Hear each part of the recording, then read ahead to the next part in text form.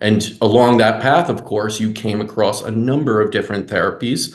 And one of them was the simple light, the simple thing, of light, laser light. I heard you speak at ISLA. I've actually been heard you speak numerous times at ISLA, the laser conference Mhm. that they have. And you've been using it quite a bit with great results. Where did that all begin? Where is your entrance into photodynamic therapy? Yeah, I mean that's also a very interesting story. At least I think it's interesting because it goes way back. Um, but I'll tell the middle of the story first. So in 30 some years ago when I was doing all of this training and starting to be a naturopathic physician, it was very much still in the kind of the training and the medical traditions in naturopathy that we were very aware of, especially ultraviolet light therapies and other types of light therapies that were very common in medicine, 80 to 100 years ago. And we still kind of, learned about them and talked about them, although it was much more narrow than what we do now, nowadays. Um, so the technology of being able to do it was really the limiting factor for quite a number of years. There were not the types of devices we have now and different applications and things like that. But when we started to get more let's call them more modern devices to use both external and internal light therapies, um, that was an interesting sort of renaissance for me because before, when I was working in laboratories, one of the things that I did was in medical physics, and we were developing light based diagnostics and other things. And so at that end of the spectrum, it wasn't really at the human interface yet, but I did a lot of work on the optical physics of light. So through totally non-medical pointed, at least in the early days, types of development, we were working with wavelengths. We were working with literally corralling light and driving photons in certain directions and stuff like that.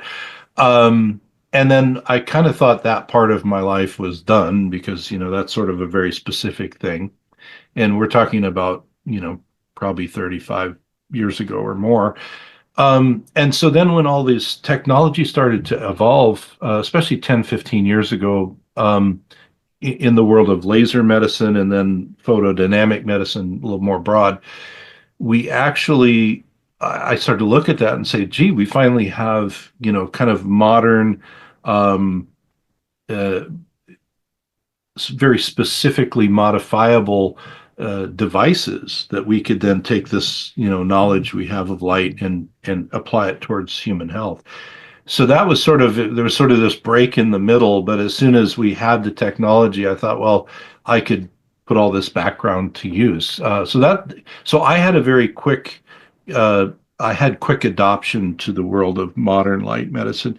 Um, and what we started to do in clinically was really two things. One is we had a very multidisciplinary type clinic. Our two patient populations were split between advanced cancer and then advanced chronic illness that's not cancer, but and not a healthy population all over. So we already had hyperbaric oxygen therapy, we had heat therapies, we had a lot of intravenous therapies and all sorts of things that we did. So adding photodynamic therapy fit in with all of that because we were already trying to help people on these other levels, sometimes using, the kind of determinants of our life, oxygen and light and heat and all of that. But very, I guess you could say medically. Um, so then we started to add in, we started doing endo laser therapy, which is mostly intravenous application.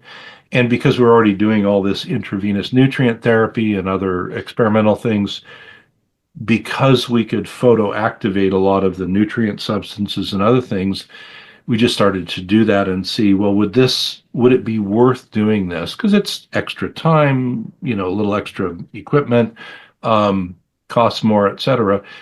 And what we found when we started to experiment with that was if we had somebody, whatever their underlying problem was, we could sometimes get 1.5 to 3 times as much clinical outcome by combining the therapies as we could individually doing one or the other, especially in acute problems.